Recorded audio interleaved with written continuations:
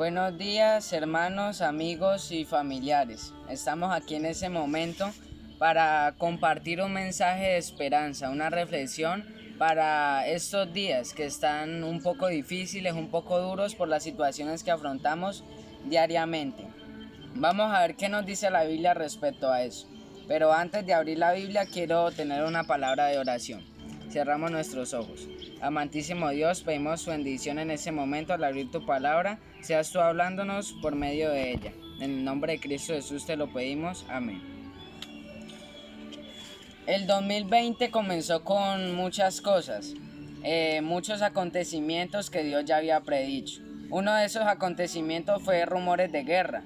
Podemos ver que Estados Unidos y Siria tuvieron conflictos. No se llevó a cabo una guerra, pero hubo un conflicto, un rumor de guerra.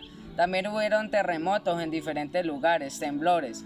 También hubieron 2 erupciones de volcanes en diferentes islas. Todo esto estaba predicho, según Mateo 24. Y todo esto es para un propósito, y Dios lo ha revelado en su palabra. Pero antes de ver el propósito de Dios para todas estas cosas, quiero mostrar también la solución para todas estas cosas. Para eso vamos a irnos al libro de Números, el capítulo 21, el versículo 4 en adelante. Ahí nos muestra la historia que el pueblo de Israel vivió, y es muy parecida a la que hoy en día nosotros estamos viviendo. Y vamos a ver de qué trataba y después vamos a pasarlo a nuestros días. Dice el versículo 4. Después partieron del monte Or. ¿Quién? El pueblo de Israel. Caminaron camino del Mar Rojo para rodear la tierra de Edom. Pero se desanimó el pueblo por el camino. ¿Qué ocurrió? El pueblo tenía una travesía, pero se desanimó. ¿Y qué hicieron aparte de desanimarse? Y comenzaron a hablar contra Dios y contra Moisés. Llegó un punto en que el pueblo de Israel fue desagradecido.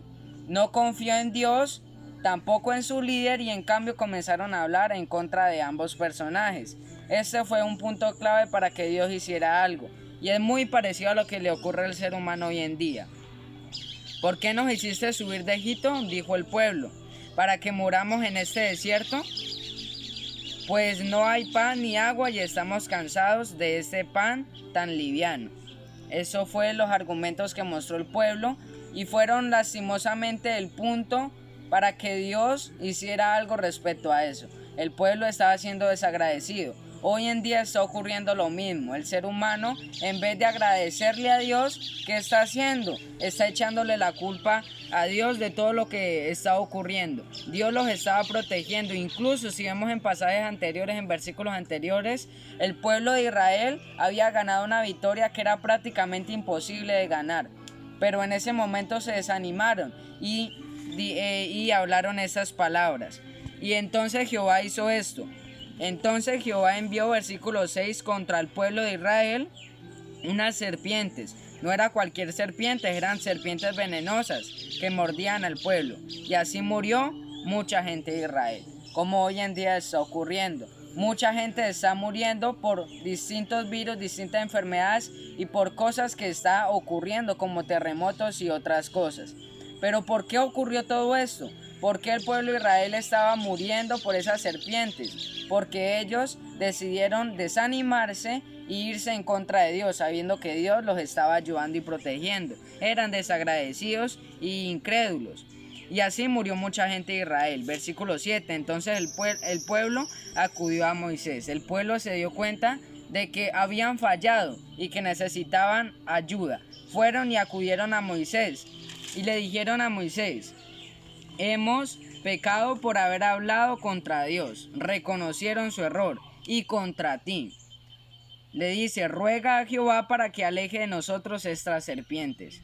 Estaba desesperado el pueblo y Moisés oró por el pueblo y Jehová le respondió. El amor de Jehová lo podemos ver aquí reflejado. El pueblo de Israel se desanimó y cometió ese pecado y se fueron a Moisés, reconociendo que habían pecado, y Dios los escuchó y decidió mandar una señal para que todo el mundo no muriera. Dijo, después de Moisés hablar con Dios, Jehová le respondió esto a Moisés: hazte una serpiente ardiente y ponla en una asta. cualquiera que sea mordido y la mire, vivirá.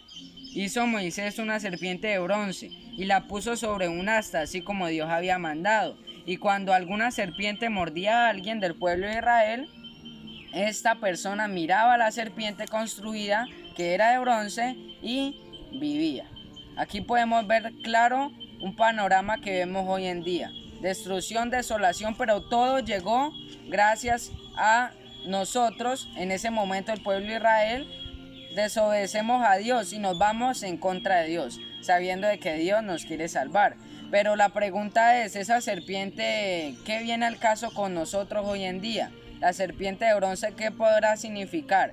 Podemos ver de que la Biblia es un conjunto de libros y todos hablan lo mismo. Para eso y para entender el verdadero significado de Números 21, tenemos que ir al Nuevo Testamento, al libro de Juan 3, que nos habla algo muy claro respecto a lo que ocurrió en ese momento y lo que hoy en día tiene que ocurrir. En Juan 3 vemos un acontecimiento que ocurrió, un diálogo que tuvo Jesús con un personaje que se llamaba Nicodemo. Muchos lo conocen, pero lo vamos a recordar, o si no lo vamos a conocer. Dice que había un hombre, versículo 1, de los fariseos que se llamaba Nicodemo y era uno de los dignatarios de los judíos. Ese personaje vino a Jesús de noche y le dijo: Rabí, sabemos que has venido de Dios como maestro, porque nadie puede hacer esas señales como tú, si no está con Dios. Él reconoció de que Jesús era Dios, pero bueno, se hizo un diálogo. El diálogo se basó en que Jesús le dijo a Nicodemo que tenía que nacer de nuevo. Él no entendía eso y Dios se lo explicó. Tenemos que nacer de espíritu y tenemos que nacer de la carne, irnos en contra del pecado y vivir para Cristo Jesús. Y eso era el diálogo que ellos estaban teniendo. Y Jesús mencionó unas palabras muy claves. Dice el versículo 9, le preguntó Nicodemo: ¿cómo puede hacerse esto? ¿Cómo puede uno nacer de nuevo? Y esa fue la respuesta de Jesús. Tú que eres maestro de Israel, ¿no sabes esto? De cierto te digo de que lo que sabemos hablamos y de lo que hemos visto testificamos. Pero he dicho cosas terrenales y no creéis. ¿Cómo podré decir las cosas celestiales? Versículo 13. Nadie subió al cielo, sino el que descendió del cielo, el Hijo de Dios que está en los cielos. Hasta aquí Dios nos muestra de que él predicaba una cosa, Nicodemo predicaba una cosa, pero verdaderamente no sabía el significado de todo esto. Y para resumir el capítulo, para no leerlo todo, el versículo 14 es la clave para entender todo el capítulo.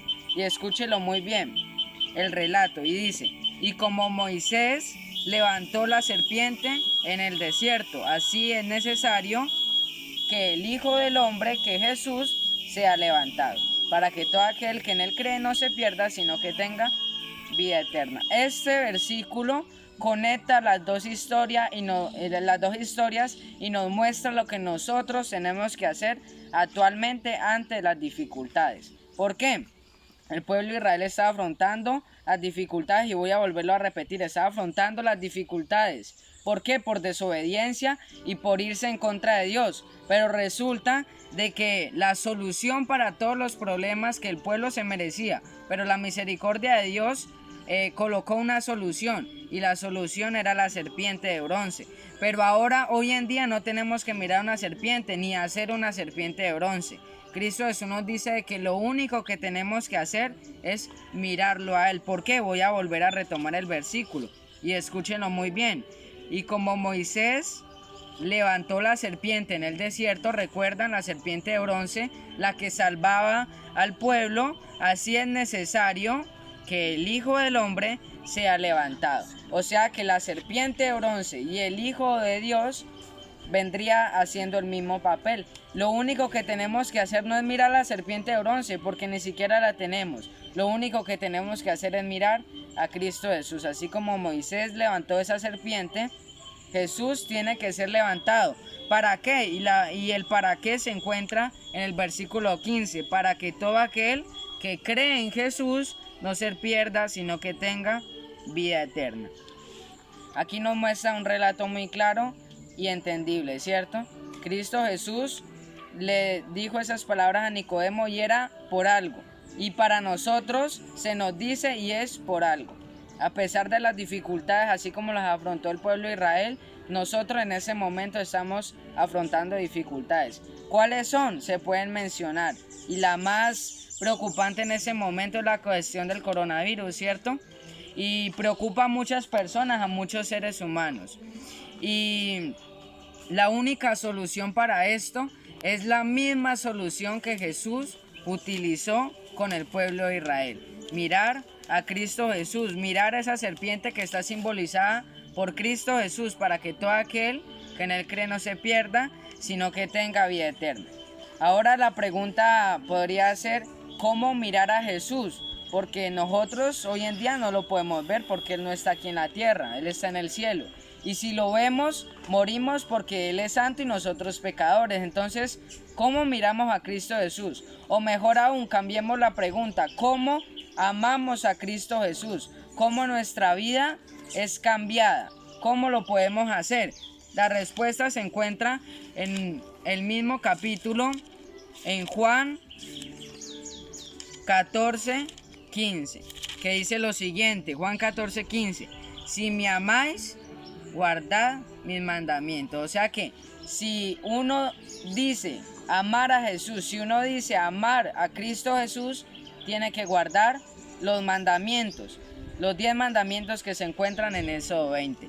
Eso es lo único que tú y yo, los seres humanos en conjunto, tienen que hacer.